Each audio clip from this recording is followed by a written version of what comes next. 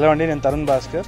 Please subscribe to filmybeat. Hi everyone, this is Catherine. Please subscribe to Filmy Beat Telugu. Hi, welcome to Filmy Beat Telugu. ఫిదా release తర్వాత Sai Pallavi graph ఒక్కసారిగా ఊహించని విధంగా మారిపోయింది.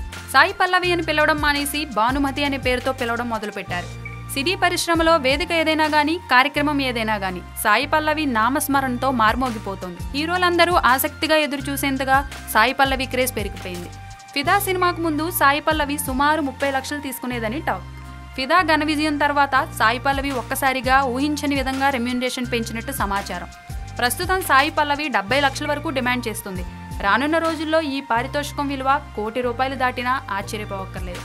తన క్రేజ్ను బట్టి సాయి పల్లవి డిమాండ్ చేయడంలో తప్పేమీ లేదంటున్నారు సినీ ప్రముఖులు. దీపం వెలుగుతున్నప్పుడే ఇల్లు చక్కబెట్టుకోవాలన్నట్టు సినిమాల ఆఫర్లు భారీగా వస్తున్నప్పుడు ఆచి తూచి వ్యవహరించాలని, డబ్బుల కోసం కెరీర్ని పణంగా పెట్టవద్దనే సూచనను కొందరు ఇస్తున్నట్టు తెలుస్తోంది. Thanks for watching filmy beat Telugu. For more updates please subscribe filmy beat Telugu.